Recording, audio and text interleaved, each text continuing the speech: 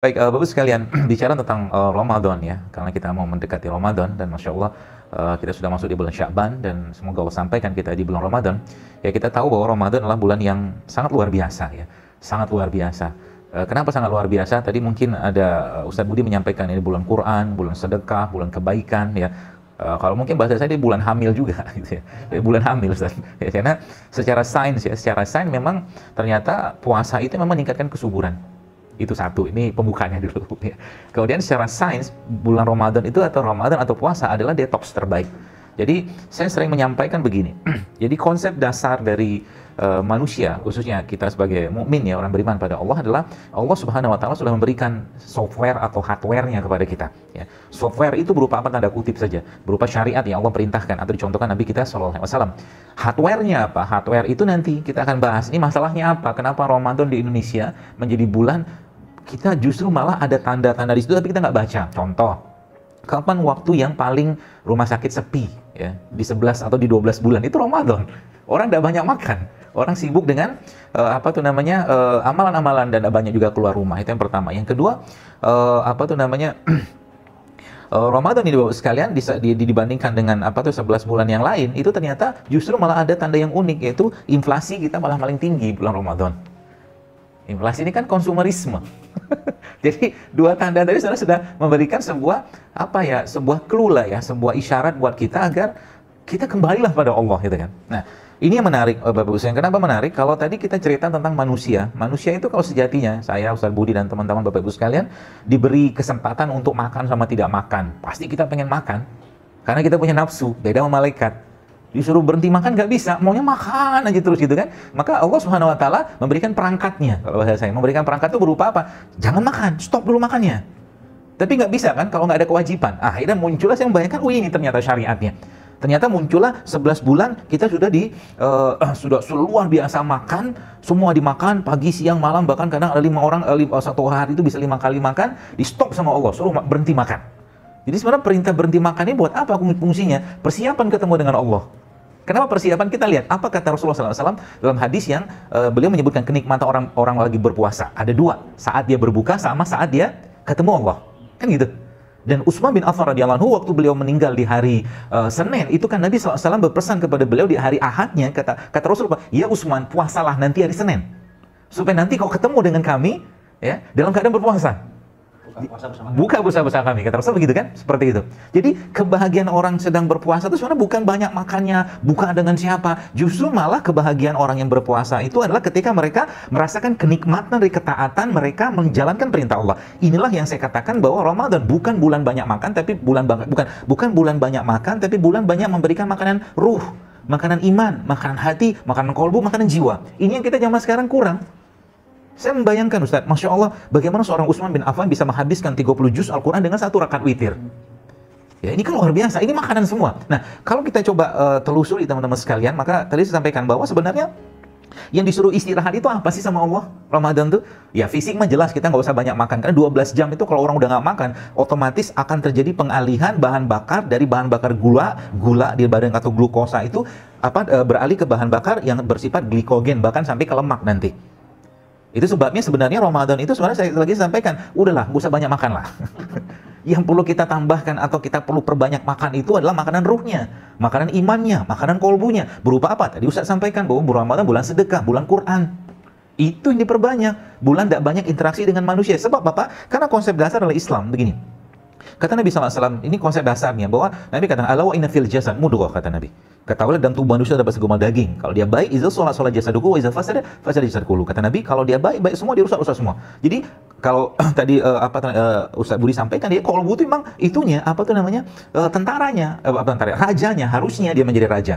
Kalau dia diperlakukan sebagai raja, sekarang kolbunya dipuaskan dengan hawa nafsu, jiwanya, ya iman itu terus menerus dijokin lah kalau bahasa Jawa gitu, dengan hawa nafsu, sehingga boro-boro jadi raja dan justru malah jadi tentara, jadi budak, gitu kan, seperti itu. Sehingga apa? Apa yang dia lihat, apa yang didengar, apa yang dia rasakan berupa panca inderanya tadi justru malah melemahkan imannya. Jadi kalau tadi kita bicara tentang bahwa istrimu adalah ladang bercocok tanam, kata Allah, maka sebenarnya kalau kita lihat Bapak sekalian, ini konsep paling mudah untuk yang mau promil sebenarnya. Ya, bagaimana ladang itu? Jadi gini, ilustrasi sederhana gini, saya jelaskan sedikit. Kalau Anda ketemu dengan petani yang biasa tanam padi lah gitu kan di ladang yang penuh dengan pestisida lah atau bahan-bahan kimia sintetik. Maka kalau petani tadi insaf, dapat hidayah gitu kan, untuk mengubah lahannya menjadi lahan organik, maka ada satu konsep yang saya pahami waktu saya baca itu namanya land clearing. Land clearing itu, ya, land clearing itu apa? Jadi selama beberapa bulan itu lahan itu nggak ditanam, Ustaz, digemburkan. Gitu. Ada yang mengatakan 3 bulan, ada yang 6 bulan, ada 1 tahun. Jadi selama 6 bulan atau katakan 6 bulan gitu digemburkan terus, kasih pupuk organik segala macam dan apa tuh naik kebutuhan si untuk nanam, sehingga nanti tinggal tanam, tumbuh dia. Land clearing. Land clearing. Saya menambahkan di apa tuh namanya di tulisan saya pernah saya tulisin dulu zaman di Twitter sebenarnya. Beberapa tahun yang lalu tuh tentang namanya body land clearing. Body land clearing itu karena apa? Konsep dasar tanah bagi manusia itu perut, lambung. Jadi dengan orang itu diam, nggak makan, dia mengurangi yang tidak baik. Nanti kita lihat Nabi makan apa waktu Ramadan. Kenapa? Tadi Ustaz bilang kan bahwa Allah tuh nggak ingin mempersulit kita. Akhirnya apa? Coba bayangkan kalau kita disuruh makan, misalkan 4 sehat 5 sempurna gitu kan waktu buka puasa. Ribetnya minta ampun ya. Disuruh makan apa? Kurma kalau ada. Kurma itu isinya apa? Asam amino. Asam amino itu apa? Bahan bakunya kita. Tubuh kita itu kan isinya sama. Dan jenis kurma atau kurma sebelum yang kurma ajwa, rutop atau tamar seperti itu kan kurma yang cepat sekali terserap untuk menjadi energi buat badan. Kalau nggak ada apa? Kita lihat ayat yang lain. Allah katakan, dan dari air ujalna minal ma'i kulli syai'in hayy, kata Allah. Dari air kami jadikan segala sesuatu. Kan Nabi nggak ada kurma, Nabi suruh minum air. Itu kan bentuk penggemburan. Jadi kalau sekarang ini, tadi pagi saya sempat lihat ada video seorang syekh ya, seorang dokter di Mesir itu dia khutbah juga, saya lihat kan. Wah, ternyata kayak kolonnya mas sekarang dikatakan perbanyak minum air, dia bilang. Basahi tenggorokan Anda, dia bilang. Supaya apa? Karena si virus itu tidak akan bisa hidup pada lingkungan yang basah kayak begitu, badan kita. Tapi kalau dia kering cepat hidupnya, badannya. Seperti itu. Ya tadi begitu. Jadi kurma ada air. Nggak ada gorengan waktu buka puasa. Emang nggak boleh makan gorengan, nggak ada yang melarang, nggak, silahkan aja makan.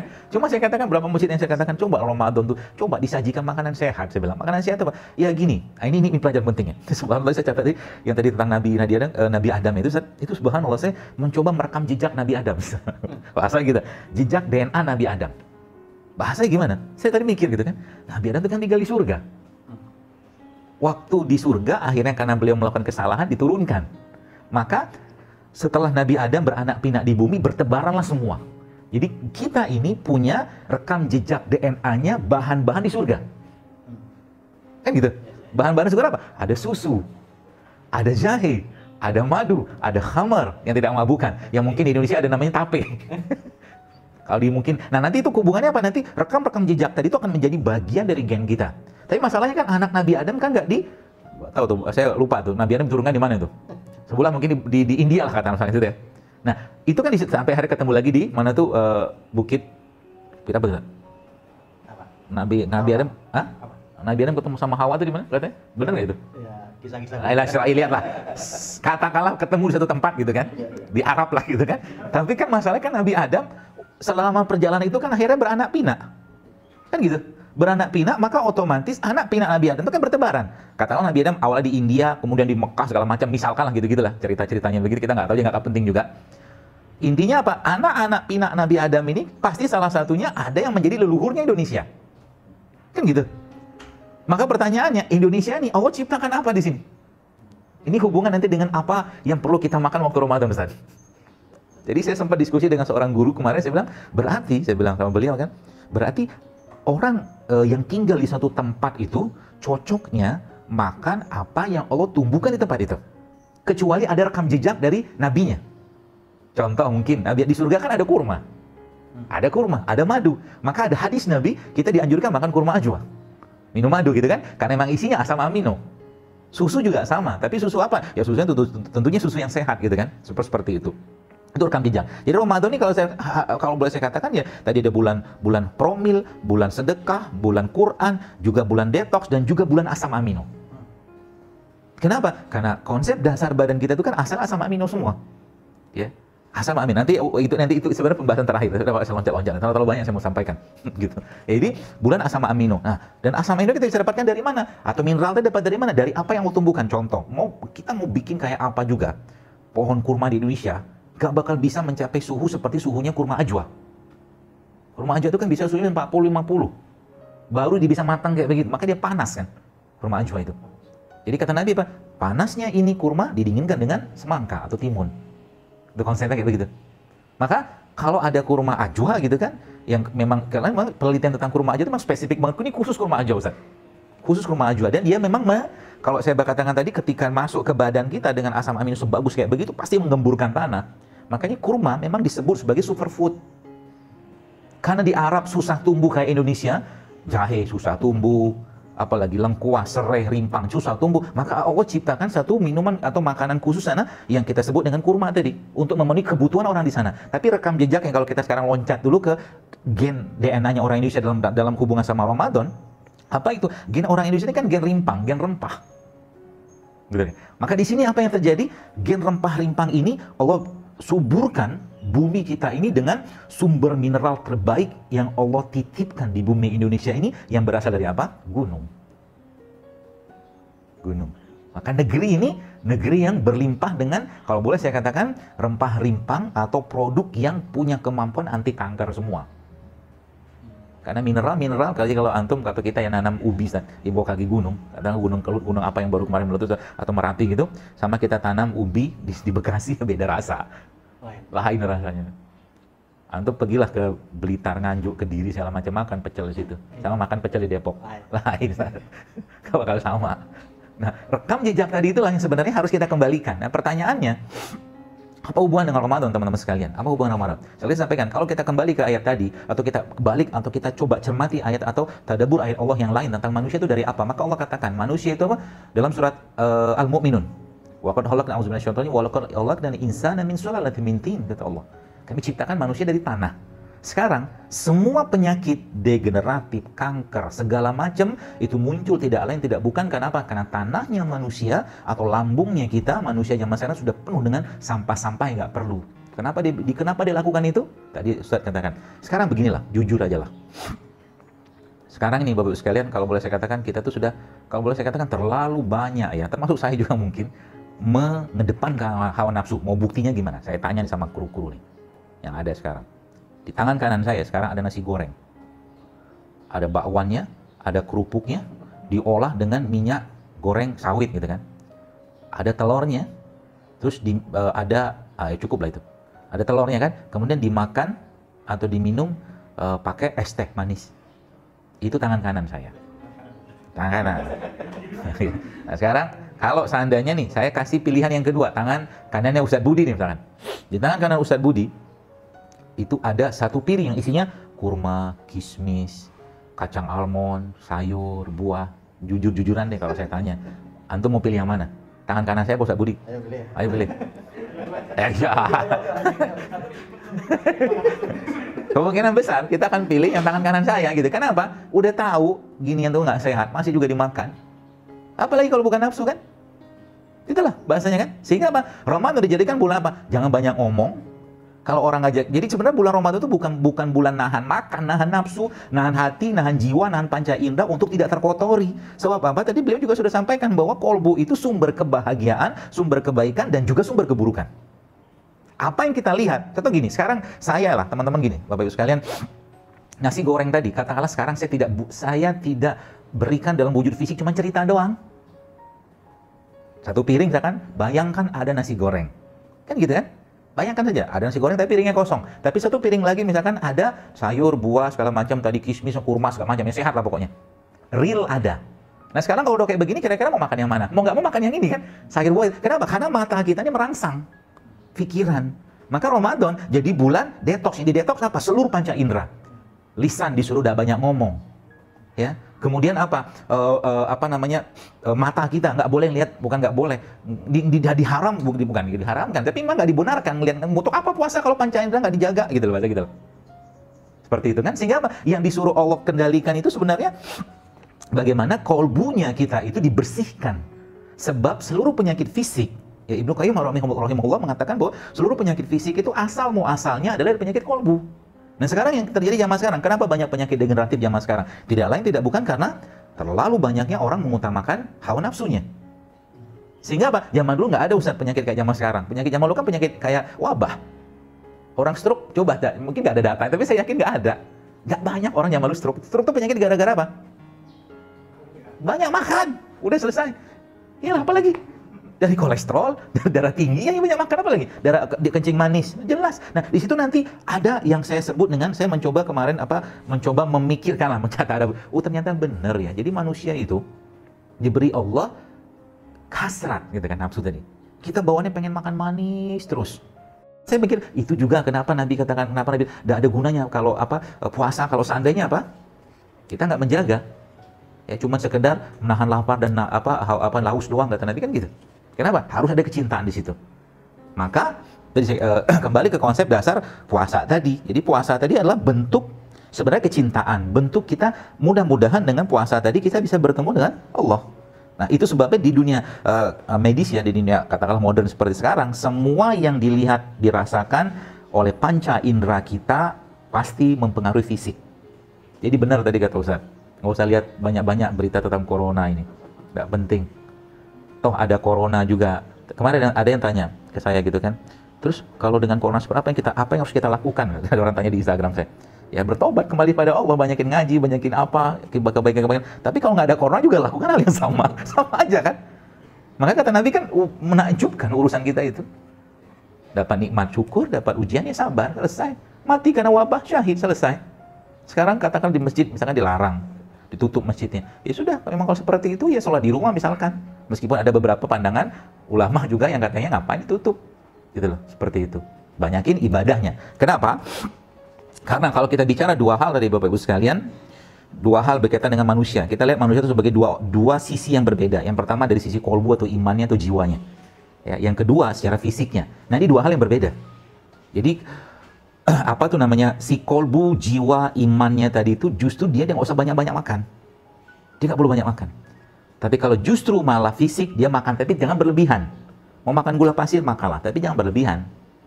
Mau makan ini, makan, silakan nyambel. Maka disitulah akhirnya sains menjelaskan bahwa Bapak Ibu sekalian yang subhanallah, jadi tubuh kita itu ternyata Masya Allah, tabarakallahnya ya, itu kalau dilihat, itu ada satu proses dalam badan kita itu namanya,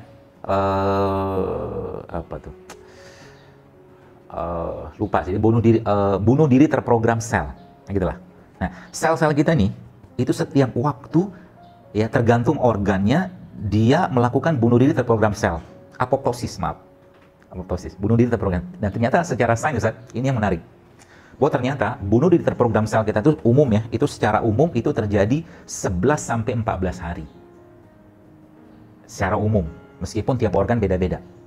Nah, saya coba waktu itu, sama teman gitu kan, mencoba semula mungkin ngitung-ngitung ala-ala kita, gitu kan. Jadi ternyata kalau kita ambil angka tengah 12 di situ, maka akan ketemu 365 dibagi 12. Berapa hasilnya? 30. Jadi bahasa sederhana saya apa? Muslim tidak muslim dia setahun wajib ente puasa 30 hari. Itu bahasanya.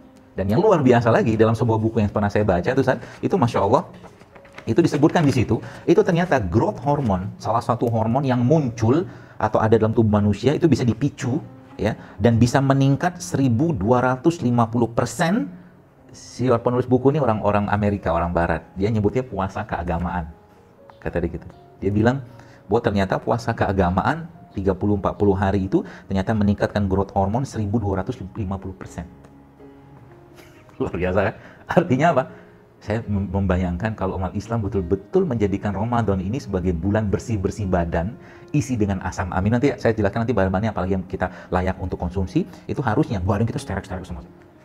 Tapi tadi kembali ke konsep dasar tadi, mukmin itu nggak perlu besar-besar badan, nggak perlu sterek-sterek, karena yang dibutuhkan tuh iman, jiwa, ruh yang jauh lebih besar daripada raganya. Zaman sekarang kan raga kerupuk, iman kerupuk, karena kebanyakan kerupuk mungkin. Sehingga apa? Kerupuk itu isinya apa? Tepung gitu kan, gula. 11 bulan makan gula. Nasi goreng tadi isinya gula semua. Nasinya sudah gula, kerupuk sudah gula. Apa tadi namanya? Telur ya. Telur itu kan protein. Digoreng pada suhu 70 derajat Celcius seperti itu, atau mungkin gorengan itu sudah rusak proteinnya. Makan apa terus kita itu? Makan rasa. Coba. Hanya makan rasa. Kenapa? Karena mengutamakan hawa nafsu. Gitu aja. Akhirnya apa? Ibarat kata mobil lah gitu kan. Karburatornya udah keluar asap, wiper sudah mulai krok, mobil apa dia punya pintu dibuka tuh kertak, begitu badan kita kan ngasih tanda susah tidur, BAB susah, kencing nggak selesai-selesai, baperan terus. Itu tanda Ustaz. Karena tadi makanan itu mempengaruhi mood. Apakah kenapa disebutkan Nabi talbinah itu menenangkan hati? Itu Masya Allah ya. Talbinah itu tepung padahal. Tepung tuh bagus dikonsumsi, asal jangan tepung terigu. Semua yang Allah ciptakan, semua pasti dalam keadaan yang utuh dan sempurna. Kalau dikonsumsi terpisah-pisah, nggak sehat lagi dia. Makanya talbinah kata Nabi menenangkan hati, menenteramkan jiwa. Coba makan tepung, gandum, bisa kayak begitu. Seperti itu, ya. Jadi itu dia bilang begitu, kata berarti 30 hari Ramadan itu harusnya menjadi bulan bersih-bersih badan. Bagaimana caranya kita mentadaburi ayat tadi kata Ustaz kan datanglah istri-istrimu kata Allah kan begitu kan. Maka Ibnu Abbas itu yang pernah saya baca Ustaz itu ternyata ba'da beliau buka iftar gitu kan di masjid, sholat, balik ke rumah langsung jima sama istrinya. Langsung ditanamin tuh ladangnya. Gitu Ustaz. Ibnu Umar ya. Langsung ditanami ladangnya. Dan harus dilakukan dalam keadaan yang bahagia. Maka puasa itu harus bahagia. Jadi kalau ada orang nggak puasa nggak bahagia, nggak benar puasanya. Kok saya lagi puasa kok baperan ya? Berarti Anda niatnya mungkin nggak jelas. Gitu loh. Karena kebahagiaan yang muncul pada diri seseorang pasti akan mempengaruhi fisik. Fisik, pasti pengaruh fisik. Jadi kalau dia nggak bahagia, tensinya bisa naik, gula darah bisa naik. Coba aja kalau nggak percaya. Ya. Jadi jangan suka-suka lihat. Jadi panca indera tuh jangan yang aneh-aneh lah gitu kan. Lihat yang benar-benar aja lah. Seperti itu. Ya, jadi apa tuh namanya? Dan si dokter tadi itu cerita lagi, ya. Jadi kalau bagi saya, kita harus pahami ya, kalau urusannya sama Al-Quran dan hadis atau sabda baginda Nabi SAW, maka sains itu menjelaskan kalau saya, bukan membuktikan. Nggak perlu bukti kok kita percaya kok. Kan gitu. Tanpa sains, kita udah percaya. Buktinya apa? Kita nggak lihat Allah, apa perlu lihat Allah? Nggak perlu. Neraka kita nggak lihat, tapi kita nggak lihat Nabi loh umat zaman sekarang, tapi kita percaya. Maka saya membahasakannya, sains itu hanya menjelaskan kalau hubungannya dengan Al-Quran dan hadis. Maka si dokter ini cerita ternyata ada lagi studi tahun 1992 itu ternyata fasting twice a week, puasa 2 kali seminggu meningkatkan growth hormone 5 kali lipat. Sayang nih dokter nggak kenal Islam. Coba teman-teman sekarang bayangkan, saya membayangkan kenapa Rasulullah itu, ini mungkin salah satunya sih ya, saya membayangkan mungkin kita nggak bisa contoh, tapi kalau kita baca dalam kitab Syama'il Muhammadiyah Nabi SAW disebutkan di situ Uban waktu beliau wafat itu kan cuma 11. Umur 63 tahun, umur 11, Ubannya 11. Kita? Hah? SMA tuh, lulus SMA udah ubanan. Kenapa uban itu terjadi? Karena oksidasi, kan stres, cemas. Cemas, apa-apa dicemas, apa-apa cemasin. Ya, ada seorang ibu pernah datang ke saya, dia kena kanker tiroid Ustaz. Di konsul ceritanya ke saya gitu kan, lantas muka itu sedih banget. Saya bilang sama dia gini, Bu, tenang aja Bu, saya bilang. Kenapa dok? Dengan atau tanpa penyakit ini, ibu pasti mati, saya bilang. Saya bilang gitu kan ya, ini kan ucapan agak sarkas gitu kan, gue bagi sebagai orang kan. Tapi akhirnya dia, benar juga sih ya. Terus kenapa saya harus susah hati? Karena semua yang dirasakan oleh kolbu, jiwa, emosi kita mempengaruhi organ. Itu kata kuncinya. Jadi zaman sekarang nih, saya kadang-kadang ini ya orang nih, wallahu a'lam sih, nauzubillah semoga Allah lindungi Indonesia, yang mati karena corona itu kan tadi saya baca tuh 55 orang tuh kabarnya. Tapi ini kalau dibiarkan kayak begini terus, ini akan muncul satu penyakit baru namanya corona stress. Stres corona. Ya. Apa yang ditakutkan? Ya ikhtiar wajib. Ya. Kita ikhtiar wajib, sabar, tawakal tetap, tapi jangan pula berlebihan. Ya. Kenapa? Karena ketika dia mulai cemas berlebihan, gula darah naik, tekanan darah naik, nanti kelemahan pada organ-organ, akhirnya apa? Yang dimakan pun tidak akan bermanfaat. Itu ngerinya. Kalau sudah dimakan tidak bermanfaat, tubuh tidak lagi mendapatkan asupan dari fisik, dari makanan yang sehat segala macam, karena orangnya stres. Bapak Ibu sekalian, Anda tidak akan bisa merasakan lezatnya satu makanan kalau makanan itu dimakan dalam keadaan stres. Itu sebabnya dalam Islam, kita disunahkan makan itu dalam keadaan apa? Duduk loh. Karena orang duduk sama berdiri, itu sudah beda fisiologis hormonnya. Orang berdiri, dia alert, waspada, adrenalin lebih dominan. Orang duduk, tenang dia. Kalau mau tenang lagi, suruh baring. Itu sebabnya kan kalau orang lagi marah, kata Nabi apa? Duduk, sambil berbaring, kata Nabi. Supaya tenang gitu loh. Seperti itu. Ya, jadi semakin kita mengenal Islam ini, maka subhanallah harusnya kita bahagia banget kedatangan Ramadan. Sebab apa? Karena kita sudah saatnya mengurangi makan. Masalah umat Islam saat ini adalah karena terlalu banyaknya makanan yang dikonsumsi dan terlalu banyaknya makanan-makanan yang tidak sehat dikonsumsi setiap hari.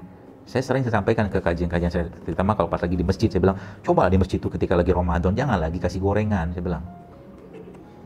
Jangan lagi kasih sirup, kasih DNA-nya leluhurnya kita. Oh gitu, Ustaz. Rempah-merimpang, Ustaz. Apa mahalnya itu? Ya kalau sekarang lagi mahal, jahe katanya 60 kilo, 60 ribu sekilo. Ya, katanya, Masya Allah kan. Nggak tahu apa efek gara-gara JSR-JSR-an ini, nggak tahu lah. Tapi saya bilang ya akhirnya saya lihat beberapa teman-teman dokter saya pun sekarang yang dulunya tuh nggak terlalu apa ya nggak terlalu dengan inilah dengan rempah, saya malah minum begituan tiap hari. Alhamdulillah kan efeknya. Borong jeruk nipis lah, borong lengkuas lah segala macam. Saya bilang udah tahu nih leluhur kita itu jago-jago ya zaman dulu. Karena rempah-rempah. Saya sangat yakin Panglima Sudirman pun makan kunyit zaman dulu, saya gagah. Ya, nggak makan sosis, zaman dulu nggak ada sosis. Baik, jadi itu ya Bapak Ibu sekalian. Yang menarik lagi ternyata memang kalau kita bicara tentang tadi makanan fisik nanti kita akan bahas di terakhir nanti, tapi makanan kolbunya yang harusnya diperbanyak saat Ramadan. Jadi Ramadan adalah bulan promil, bulan detox, bulan asam amino, dan bulan penyembuhan. Sebab apa? Tadi beliau sampaikan, wa nunazzilu minal Qur'an ma huwa syifaa'un wa rahmatul lil mu'minin. Penyakit manusia zaman sekarang ini yang lebih banyak bukan penyakit fisik, tapi penyakit kolbu, penyakit hati. Dan kalau penyakit hati obatnya apa? Quran, nggak ada yang lain. Coba bayangkan seandainya umat Islam ya, mereka menyibukkan diri dengan baca Quran. Dan mereka, zaman sekarang aja lagi wabah kayak begini, ambil air putih, taruh depan kita, baca Quran, ruqyah air itu. Ya Allah, lindungi kami dari corona, lindungi segala macam. Ya Allah, kalau ada kolesterol berlebihan turunkan, ya Allah, minta sama Allah dengan wasilah tadi. Bisa kok, itu disyariatkan, nggak masalah. Gitu loh. Kalau ada air zam-zam lebih bagus kalau ada, karena bulan Quran kan Ramadan. Kayak sekarang juga, karena nggak bisa kemana-mana, udah banyakin baca Quran, banyakin baca buku agama, ya seperti itu, ataupun kajian online seperti ini. Ya, Ramadan itu harusnya menjadi bulan untuk memperbanyak makanan kolbu. Ya, memperbanyak makanan kolbu, sehingga apa? Semakin banyak makanan kolbu yang dia lakukan, semakin bahagia dengan kedatangan Ramadan. Karena Ramadan tidak lagi ribet dengan urusan buka dengan siapa, bukber dengan siapa, ya, atau makan sahur pakai apa, udah sederhana aja lah. Ya, jadi kalau banyak sekarang umat Islam tuh kalau benar-benar menerapkan konsep-konsep detoksifikasi dalam Islam, coba bayangkan Bapak Ibu sekalian, ada 30 hari Ramadan, lanjut lagi dengan Syawal, karena Allah sudah tahu sejak zaman dulu bahwa yang namanya manusia lagi Syawal itu lontong sayur lah, opor lah, pasti udah tahu tuh kayak gitu kan. Maka disiapkan 6 hari Syawal. Lagi habis itu apa lagi, ada Ayamul Bid. Lagi habis itu lagi ada Senin Kamis, belum lagi puasa sunnah, belum lagi puasa Daud, ada 7 toolsnya, coba, Masya Allah. 6 toolsnya, Ramadan, Syawal, Ayamul Bid, Senin Kamis, puasa sunnah, sama puasa Daud. Bayangkan kalau manusia dalam kondisi, saya membagi menjadi 2 tuh, namanya fat state. Fat state itu dalam kondisi orang itu makan gitu kan. Fat state, kalau orang makan, pasti otomatis akan terjadi penaikan insulin. Kenaikan insulin, apa yang terjadi? Gula akan disimpan di hati, produksi lemak di hati akan bertambah dalam kondisi fat state. Fase makan. Tapi menariknya apa? Fase puasa atau fasting state, insulinnya turun. Jadi Ramadan itu, kalau kita kembalikan ke konsep dasar tadi, tentang kolbu tadi adalah bulan bersih-bersih hormon. Reset. Udah konslet tuh, sebelumnya udah konslet. Nggak bisa lagi ngenal mana makanan sehat, makanan nggak sehat, ya semua dimakan, dihantam semua, sehingga kayak laptop lagi hang, ditekan tombolnya, reset semua. Maka apa yang terjadi? Yang terjadi ketika tidak ada makanan yang masuk ke tubuh kita, maka yang terjadi tubuh akan membakar simpanan gula dalam bentuk glikogen, tubuh akan membakar simpanan lemak. Coba, Masya Allah. Itu sebabnya tidak heran orang yang benar-benar mengikhlaskan niatnya untuk berpuasa pasti powerful, Ustaz. Kenapa? Karena ada sahur. Kenapa ada sahur? Sahur itu ibarat kata perintah, wahai tubuhku, nggak ada makan lagi untukmu hari ini, silakan pakai cadangan bahan bakar yang ada. Dia akan cari, ada nggak gula masuk? Nggak ada. Gula nggak masuk, apa yang terjadi? Dia akan pakai glikogen. Glikogen nggak masuk, apa yang terjadi? Dia akan pakai cadangan lemak. Maka sebenarnya kalau Bapak Ibu tahu rahasia ini, saya ajarin caranya ilmunya. Ini ilmu sederhana tapi luar biasa. Begini. Anda punya mobil, Pak. Mobil Anda itu, Bapak sekalian, zaman sekarang Anda punya mobil, yang mobil itu bahan bakar totalnya 40 liter. Oke? Bahan bakar totalnya 40 liter. Nah, sekarang ada 10 liter tangki cadangan. Ini 10 liter. Ada 30 liter tangki utama. Tangki utama, tangki cadangan. Nah, gitulah. Nah, sekarang pertanyaannya, bagaimana caranya kita bisa menggunakan tangki cadangan ini? Sekarang kalau Anda naik mobil, katakanlah dari Jakarta, atau Depok ini ke Bandung, misalkan, atau dari Bekasi ke Bandung, misalkan. Bagaimana caranya supaya bahan bakarnya bisa dipakai? Caranya apa? Jangan berhenti rest area. Gitu. Jangan berhenti rest area. Sebab kalau berhenti di rest area, kecenderungan kita ngisi bensin sama masan. Gitu loh. mobilnya akhirnya tangki yang tadi sudah mulai kosong di sini katakan sudah tinggal 29 liter, sudah mulai habis tinggal 1 liter, masuk lagi penuh lagi dia. Sedangkan ini filosofinya apa? Analoginya apa? Ini gula nih, ini gula. 30 cadangan ini gula, Ustaz. Ininya lemak. Kalau lemak sudah dipakai sebagai bahan bakar, Masya Allah, 1 sendok atau 2 sendok zaitun kita minum di pagi hari sampai siang sampai sore powerful kita karena lemak. Tapi dia jenis lemak yang baik, bukan lemak yang tidak baik seperti halnya kayak minyak goreng atau mungkin tepung-tepungan terigu seperti itu. Jadi caranya gimana? Nah, kalau mau kurus ya. Kalau mau katakanlah bersih-bersih tangki cadangan Ramadan nanti, ini salah satu caranya adalah habis buka puasa, makanlah enggak apa-apa, misalkan bukan kurma 3 butir, 5 butir secukupnya untuk batalkan puasa itu. Terus nanti enggak usah makan lagi habis itu. Apa yang terjadi kan habis tuh dia tanya. Kalau dia sudah mulai muncul tanda lapar, maka sudah mulai ada tanda-tanda sinyal bahwa akan terjadi pengalihan bahan bakar dari gula tadi ke lemak nanti. Kalau lemak sudah dipakai, otomatis apa? Powerfulnya kita luar biasa. Ya. Powerful tinggal nanti apa? Kalau mau makan lagi sebenarnya, ya kalau ini bisa Anda pakai, tapi tidak berlaku bagi orang yang kurus banget, jangan. Krempeng nanti dia. Jadi nanti dia makan lagi kapan? Waktu sahur. Makannya waktu sahur, otomatis bisa dikatakan selama 24 jam tubuhnya kayak berada pada fase puasa terus. Bagi laki-laki nih, Ustaz, apa yang terjadi Bapak Ibu sekalian? Testosteronnya kan bush naik.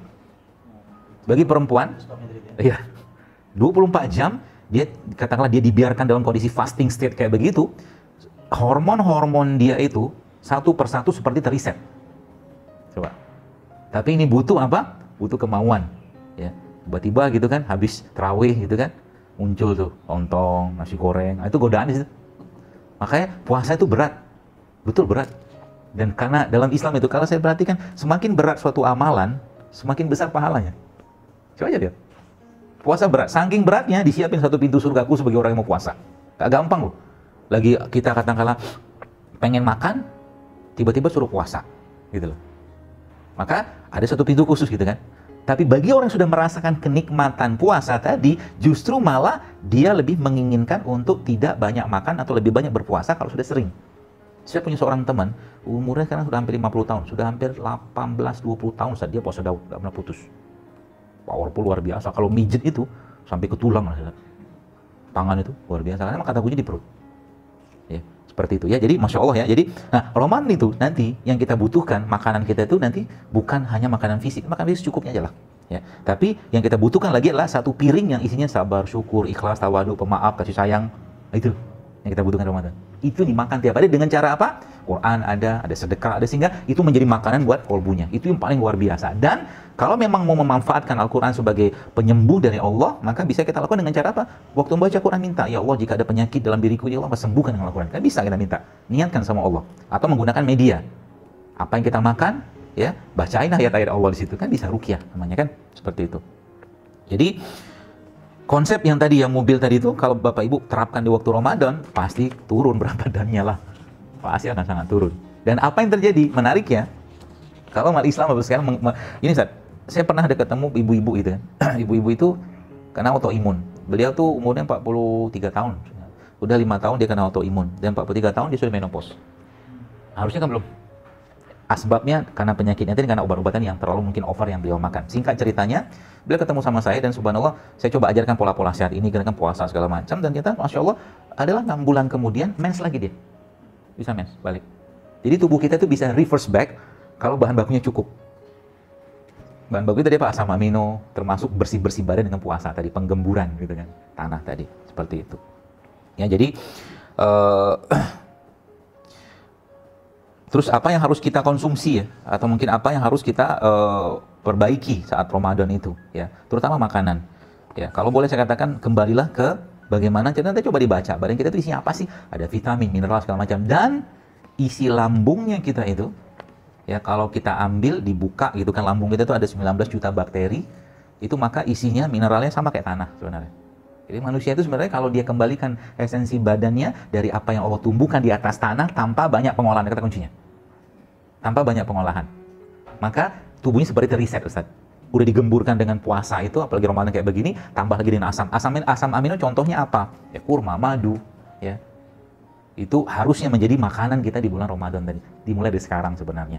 Kemudian tambahkan lagi dengan apa? Tambahkan lagi dengan makanan terbaiknya untuk lambung. Yaitu apa? Makanan-makanan yang bersifat fermentasi. Ya, contohnya apa? Ya, kalau di Indonesia mah tempe. Tempe itu makanan fermentasi. Ya, termasuk teman-teman sekalian, sebenarnya ada beberapa jenis makanan yang kalau Anda bisa konsumsi di Ramadan itu sangat baik. Yang pertama madu, kurma, sama susu. Tapi susunya jangan susu kemasan. Harus susu fresh yang tidak ada nutrition fact-nya. Tidak ada fakta nutrisi. Kalau mau makan buah, makanlah buah yang tidak ada tulisan kandungan gizinya. Paham maksudnya? Jangan kemasan gitu kan. Gitu. Ya. Kalau udah ada kemasan udah repot deh. Ya. Pasti banyak yang hilang. Ya. Makanan fermented atau makanan yang fermentasi, tempe, ya seperti itu salah satu contohnya. Atau ya beberapa ilmuwan atau mungkin guru-guru saya mengatakan madu pun termasuk makanan atau minuman yang udah fermentasi. Termasuk ada satu yang orang sebenarnya kalau Ramadan dikonsumsi sama dia, insya Allah akan banyak sekali terjadi perbaikan pada gennya, yaitu apa Ustaz? Air kelapa. Air kelapa. Air kelapa itu, kenapa air kelapa itu dilindungi sama Allah? Kenapa lindungi? Coba lihat air kelapa itu. Kalau kita tadabur air kelapa, ada seratnya apa, sabuknya itu kan apa namanya? Sabuknya kelapa itu. Di dalam tuh ada lagi nanti cangkangnya, ada kulit lagi, bau di dalamnya ada airnya. Dilindungi banget sama Allah. Sebab apa? Kalau nggak dilindungi, kena oksigen sebentar langsung oksidasi dan langsung fermentasi. Makanya air kelapa itu kapan waktu terbaiknya diminum? Waktu dipetik dari rahmat Tuhannya. Gitu maksudnya. Dia kan dapat matahari tuh, dapat cahaya panas segala macam dari tangkai-tangkai, dari ranting apa belara kalau bahasa kampung saya itu kelapa itu, situ Allah memberikan energinya. Jadi ketika putus, buka minum langsung. Itu waktu terbaik untuk makan minum air kelapa. Jangan disimpan. Sebab kalau disimpan kena udara pasti cepat itu dia asam. Ya. Supaya kelapanya tidak terlalu, supaya kelapanya ini resepnya nih. Nanti saya ajarkan juga cara makan, gak usah banyak-banyak, cuman sangat luar biasa yang bisa menguatkan jantung dari air kelapa, Ustaz, dari kelapanya. Jadi subhanallah, nanti kelapanya itu di blender sama kurma airnya. Apa air kelapa yang paling baik? Air kelapa yang paling baik itu air kelapa yang masih ingusan dagingnya. Mau kelapa hijau boleh, mau apa itu diminum tadi. Tapi gini, yang jadi masalah sekarang karena lambung manusia zaman sekarang udah banyak masalah, sehingga ketika dia masuk agak chaos badan itu mengolahnya, sehingga banyak orang ada yang habis minum air kelapa itu malah lemes, kan gitu. Kata kuncinya apa? Kasih mineral. Mineral untuk menyeimbangkan. Dari mana mineral tadi?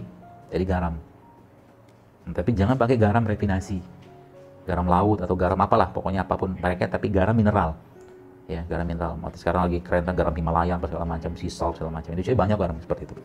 Jadi kelapa tadi di blender sama airnya ya, di blender sama kurma, atau kalau nggak ada kurma kasih madu dia, kasih garam sedikit, dan ada satu mineral, ini kalau dapat aja sih, tapi kalau dapat luar biasa tuh kita tambahkan sedikit dengan satu kacang yang tinggi banget mangannya, MN, namanya macadamia, kacang macadamia.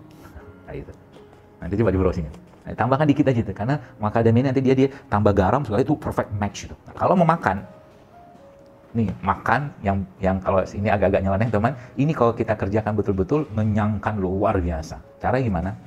Di luar tadi mungkin Bapak Ibu yang mau nerusin puasanya sih ya, habis puasa, buka puasa, nerusin puasa tuh, nanti makan baru sahur. Sehingga nanti urusan kita Quran aja tuh. Kalau lapar gimana? Boleh disuplai. Apakah rasa lapar itu bisa ditekan? Bisa. Kopi bisa menekan rasa lapar, pahit tapi. Teh hijau bisa. Ya, atau kayu manis sedikit juga bisa. Atau air putih paling gampang, itu bisa menekan rasa lapar. Dan rasa lapar itu letaknya bukan di perut, tapi di sini. Ya, jadi hati-hati. Lapar banget nih perut gue, salah. Salah, orang di sini kok. Nah gitu ya, jadi itu. Nah cara gimana? Nih saya ajarin caranya. Nanti Bapak Ibu sekalian cari beras organik gitu ya. Beras putih boleh, beras coklat boleh, merah boleh. Pokoknya beras yang kontaminasi dari pestisidanya itu sedikit atau mungkin nggak ada. Putih boleh, kuning boleh. Memang ada beras kuning, bukan kuning, coklat maaf. Itu mentah Ustaz, dimasukin air. Ya, masukin air, dibikin agak-agak lembut sedikit. Setelah dia lembut, di blender. Mentah ya ini, bukan nasi, beras. Air biasa aja, yang penting dia lembut untuk kita hancurkan. Lalu setelah dia hancur jadi kayak tepung begitu tuh, kepel-kepelin. Terus diapain? Masukin ke santan. Santan yang habis dari santan itu dari apa tuh namanya? Santan lah. Dari kelapa itu kan kita nggak usah dimasak, santan mentah aja. Sebenarnya nggak mentah, sudah matang dari Allah itu. Masukin situ. Nah, modal kita kan kepelan seukuran mungkin telur kampung ya, 2-3 gitu, cemplungin ke situ, kan sudah terlumur dengan santan itu, yang isi beras tadi itu. Nah, toppingannya boleh kasih madu. Itu 2 butir itu, 2 saja udah kenyang minta ampun. Tapi yang terjadi apa? Itu makanan yang akan sangat menguatkan jantung. Wah gitu kan, rasanya kayak begitu. Jadi nggak usah banyak-banyak makan gitu. Kayak gitu aja udah cukup. Kalau sekarang mau nyoba-nyoba, bisa cobain tuh. Ya, jadi nanti itu bisa disimpan di kulkas tuh kalau mau simpan kulkas. Kalau nggak mau repot ya bisa, tapi nggak boleh lama-lama juga. Ya, semakin fresh semakin bagus. Gitu. Ya, itu bisa dijadikan makanan. Jika apa di situ karbonya masih ada, masih cukup utuh ya. Ada lemaknya juga, tambah dengan asam amino dari madu atau kurma tadi, insya Allah. Nah, terus bagaimana caranya kita memperbaiki gen kita selama Ramadan ini? Balik-balik ke tadi yang saya sampaikan itu, bahwa rekam jejak DNA kita ini pasti ada hubungan dengan apa yang dulu orang tua kita makan. Apa yang dulu orang tua kita makan. Apa yang tumbuhkan di negeri ini? Coba lihat. Semuanya, Ibu sekalian. Komplit Indonesia kalau boleh saya katakan ini tempat terbaik untuk risetnya herbal. Memang iya kayak begitu. Karena udara kita tuh gampang banget berubah. Jadi kalau mau lihat ketahanan suatu produk herbal atau tumbuhan, memang Indonesia itu tempat paling baik untuk mengadakan riset. Nah, apalagi ada gunung-gunung tadi yang saya ceritakan di awal tadi, dan tadi bagaimana kita mengembalikan itu semua. Jadi tanah itu, jadi kalau kita lihat kan Indonesia Allah tumbuhkan dengan rempah rimpang ya, kayak rempah rimpang itu nanti coba di browsing aja betul rimpang, tapi ya jahe, kunyit ya, temulawak, lengkuas itu rimpang ya. Bumbu-bumbu itu kayak apa ya, kayu manis, cengkeh, kapulaga. Nah itulah kalau saya sarankan yang harusnya menjadi minumannya orang Indonesia waktu Ramadan kalau kita mau memperbaiki gen generasi ini gitu. Karena orang tua kita minum itu dulu, dia masih ngecatat tuh tubuh kita itu. Jadi kalau orang yang lahir di sini pasti akan menjak sini. Makanya ada kecenderungan orang-orang yang tinggal satu negeri itu memang sukanya dengan apa yang dimakan oleh mak bapaknya, moyangnya. Seperti itu. Ya, kembalikan ke situ. Dan bagaimana caranya dia bisa mendapatkan tadi saya katakan tetap bisa mendapatkan manfaat. Saya belum trial, tapi sepertinya mungkin lagi kepikiran dapat ide baru nih. Kita bisa bikin minuman ramuan rempah rimpang itu ditambahkan dengan air kelapa.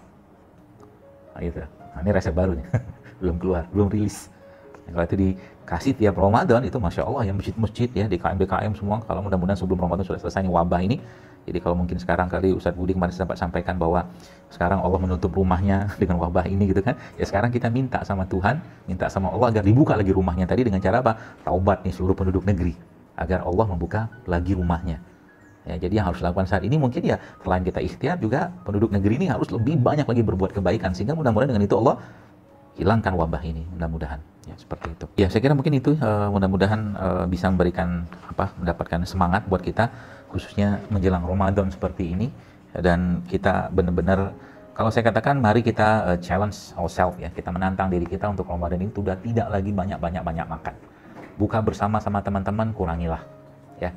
Kalau nggak penting jangan buka. Kalau mau keluarga mah oke lah. Tapi itu pun mikir-mikir, sebab kalau sudah buka bersama tuh seringnya makannya udah ngaco-ngaco tuh, ngawur-ngawur tuh. Biasa kayak begitu. Dan mudah-mudahan nanti harapan saya masjid-masjid juga nanti bisa menyediakan makanan-makanan. Makanan Asia itu kan sebenarnya nggak mahal. Ya ubi dikukus, singkong, segala macam itu kan murah sebenarnya. Nggak perlu pakai minyak-minyakan, karena semua minyak-minyakan yang masuk ke badan kita tuh tubuh kita akan berat sekali ngolahnya. Itu mungkin yang bisa sampaikan. Lagi-lagi semoga Allah sampaikan kita di Ramadan kali ini, dan semoga Ramadan kali ini menjadi Ramadan yang jauh lebih baik dari Ramadan sebelumnya, sehingga kita bisa merasakan kenikmatan iman, Islam, dan ibadah yang sudah Allah perintahkan dan dicontohkan oleh baginda Nabi SAW dengan lebih sempurna lagi ke depan. Assalamualaikum warahmatullahi wabarakatuh.